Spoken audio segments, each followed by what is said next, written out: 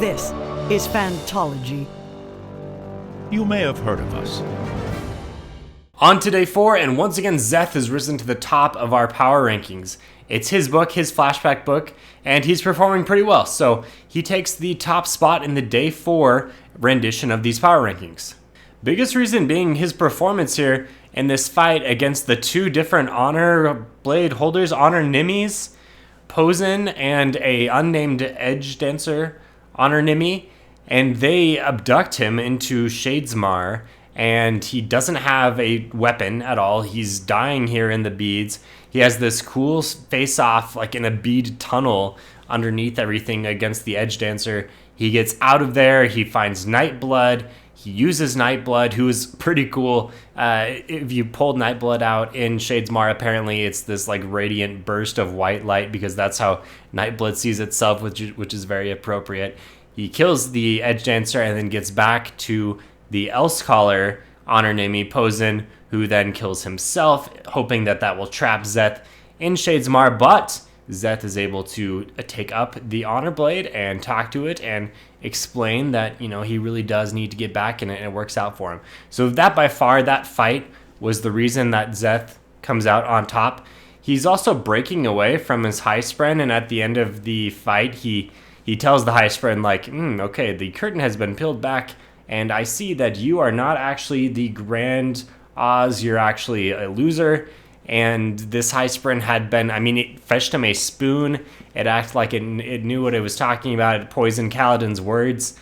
And in the end, Zeth is hopefully breaking away from this and maybe turning the leaf and getting onto a better path for himself. So well done there. We also get a little bit of his backstory. That doesn't really affect day 4 events, but we learn that he was sent off to the warrior camp, the ones who subtract, and he kind of gets started there. So, I guess the biggest thing there is that his father takes the whole family over. Not a whole lot of crazy details there in the backstories. We haven't really seen that yet, but, kind of continues Zeth along the path that brought him to today.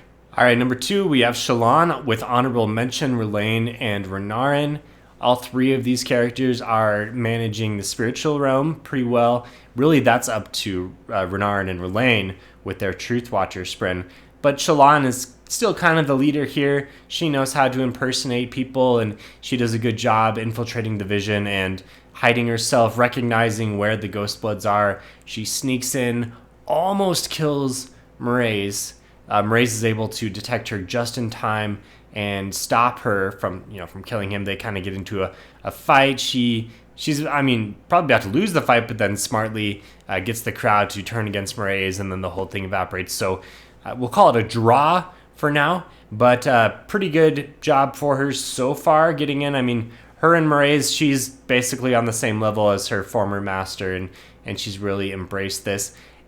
I was a little disappointed to see that Formless is still a big part of her persona. I kind of thought we turned the page on this. Like, Kaladin is certainly not haunted by his by his emotional past as much as Shalon still is, and I don't know. I don't love this. I feel like what more does this add to Shalon? I don't know. Brandon's gonna have to convince me that this is still worth it to be revisiting this on her end. And then later on in the day, they see Baido Mishram's face. All 3 of them, Relaine, Renarin, and Shalon, they see Baido Mishram's face in the spiritual realm, and they kind of form some plan of, we're going to continue and stop the Ghostbloods, etc., etc. So good luck to you.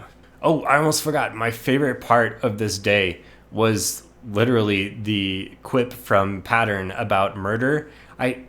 Not all of Brandon's humor lands for me. You probably know that if you listen to anytime I talk about Stormlight, but I really do like Pattern. I think Pattern's very funny, and the murder part where he pipes up and Shalon tells him to shut up, and he's like, oh, you mean murder? I shouldn't say it like that. I should say we're gonna take live people and make them dead people. Pattern's funny. Pattern's funny.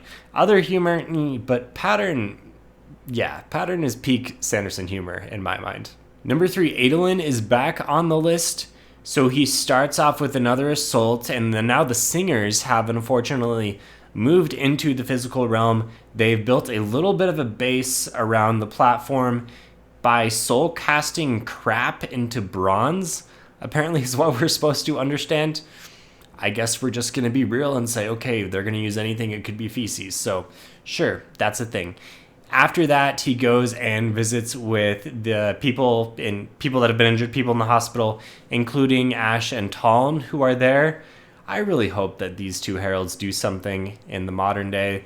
We haven't really seen any heralds do anything cool recently. I mean, we're seeing it in visions, but not recently, so this is a good opportunity. I hope that happens. And then he goes and chats with Yanagon. He teaches him how to use the plate. They play Towers for a bit. I was hoping that Towers was a little bit more about Magic the Gathering. I was maybe thinking that Brandon might try to sneak that in there. It doesn't seem to be the case. But anyway, so Adolin doesn't do anything crazy here in day 4, but he's mostly on here for vibes. He also convinces Nora. He has a good conversation with Nora where he says, like, I'm trying to do the best for Yanagon. I think this is good for the kingdom and everything. And so there's a lot of good Adolin stuff. No big like hero moments, but very solid. I'm really loving him so far through the book. Number 4, Kaladin. Kaladin has not been represented much so far on the top 5 list, but he does have a pretty nice day here in day 4. He makes some therapy breakthroughs with Zeth. That's nice to see. He has the dancing scene with Syl that I didn't really love, and I'm concerned that it's turning into a romance situation. And if Brandon does that, I just don't see how I'm gonna like it. Just please don't do this. I don't know. It seems weird. Anyway, he's then able to, after this, he's feeling happy, he's feeling good. He's able to take up the flute and play some of the rhythms of Roshar that he first heard when Wit told him the story of the Wandersail years ago. So we're making progress in this direction, and I'm thinking there's going to be a big flute rhythms moment, something here. The wind has told Kaladin, you've got a big purpose here. Something, he's going to awaken something. Yeah, looking forward to that.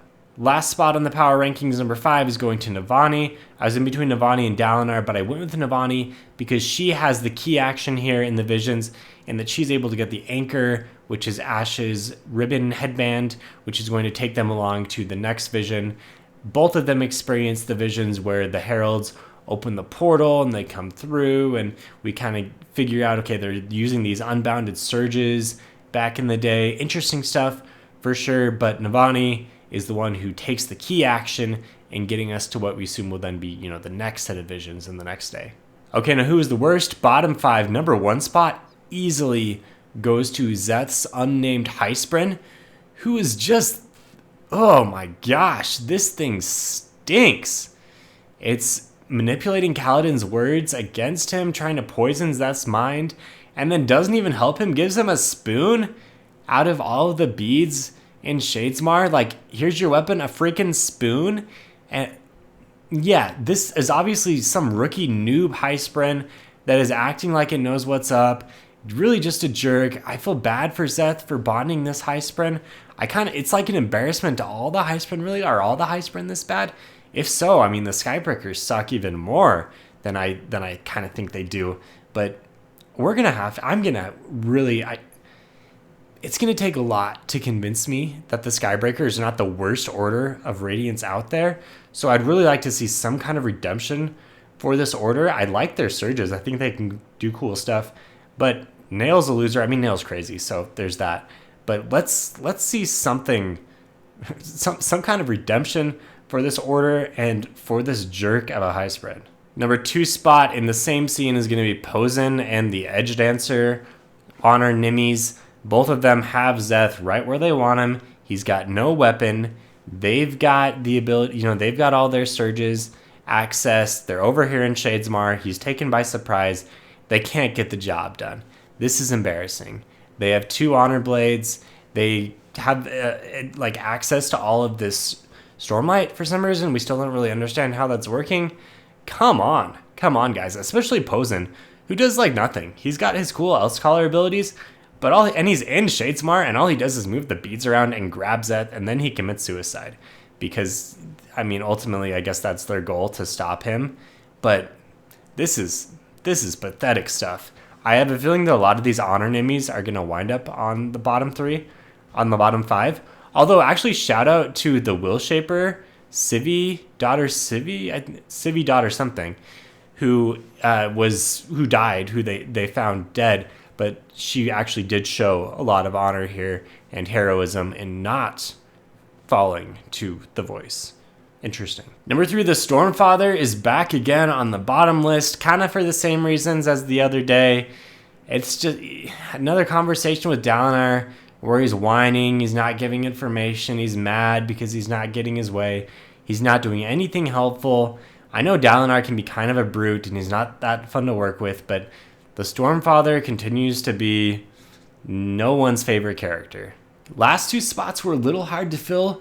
I'm going with Mraize, even though Mraize doesn't do that bad. He fights Shalon to a draw, but he is in a position where he's there first, and he could strike at Dalinar, and ultimately he fails, and then he does survive Shalon, but then he's got Shalon like right where he wants her, and Shalon's able to outsmart him. So, not a terrible day for Mraize, but really just by lack of other candidates, Mraize is here. And the number 5, going with Moash, who's back in action. Reason being for selection was, he's repowered, and so you might think it's a positive thing, but I just feel bad for the guy. I feel like maybe he was best off just being left alone so he could die and wither away into nothingness, but he's been reactivated, and surely this carries nothing but misery for him going forward. So, Moash, just stop, please. But he doesn't seem to be, and I feel bad for him, so bad day. Okay, a few more details that I missed and all of that. Zeth has a character moment where he takes Kaladin's therapy and kind of twists it and says, okay, now at the end of my pilgrimage, I can kill myself and I can feel good about making good on all the people that I've killed, and I'm going to then take the law into my own hands and punish myself. So maybe that's not quite where we're trying to get to, Zeth, but interesting. Maybe I should have knocked Zeth down a rung for that misunderstanding. Hopefully he's able to advance further past that later on. Shalon also has a character moment where she's reflecting on her childhood trauma, and R'lain reflects on his childhood quite a bit. It seems like in the spiritual realm, we're also getting all of these 3, Renarin, R'lain, and Shalon, we're getting a little bit of, flashes of their backstories, not full backstories, but a little more details there. Adolin's part made me think of a little theory here. I feel like Azamir is doomed. Nora mentions how important the monarch is to the vibes of the country and the empire and everything. And then Adolin is concerned. He has a mention where he sends a runner off to figure out how exactly do we protect the city? What could possibly happen in this contract? What do we need to make sure it doesn't happen? I feel like Yanagon, after being empowered by Adolin, is going to get out there. He's going to die. That's actually going to trigger something where Azamir will fall because their emperor has died. And the city itself would have been saved otherwise, except for that the emperor died. In Navani and Dalinar's parts, they come across Wit, but Wit is not really Wit because, I don't know, Wit's a homunculus at the time because he's realized that he's actually in this vision, and the real Wit is unable to. I'm not sure why this is different for Wit than anyone else. Maybe there must be some reason, right? But anyway, interesting. Let me know if you know why exactly this is happening. And then Navani examines the portal, the big L's gate, and she tries to get some knowledge about it so she can take it back to Yasna, because Yasna has been unable to do this. Kind of surprising that Yasna hasn't figured this out on her own. She's a fourth order L scholar. I feel like she should be able to make these portals. Maybe we're just kind of holding back full traveling for the moment, but I feel like this is going to help us at some point. Could be very crucial in moving troops around. I would love for Yasna to get this knowledge. Dalinar has a moment where he kind of blunders in like a chol and bluntly asks about honor and gets some information from the singers at the time. He throws down with the Stormfather. No real big vital pieces of information, but I feel like we're starting to get the ball rolling towards, we got to figure out why Honor's died, how to take up his power, just more and more little bits going towards this ultimate, what will, I assume, ultimately happen. There's also a Sigzil chapter. Sigzil has figured out this strategic way to get around the parameters of this fight and give his team an advantage. He's going to build in some points of tactical failure so they can retreat away from some of the plateaus that they don't actually need in order to still win.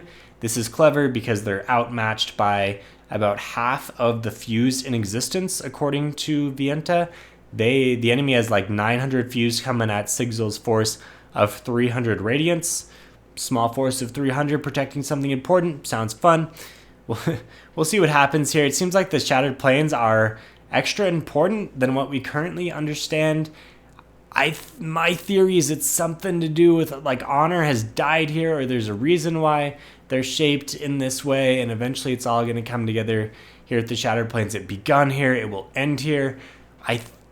I'm feeling good about this Shattered Plains significance theory. I don't know exactly what it is, but I think this fight's going to be really fun. It's going to be a huge magic-powered throwdown. The Everstorm, they've also brought the Everstorm along with them. The Skybreakers are arriving with a force of fused. So after 4 days of kind of getting ready, now this front of the battle will be opening soon.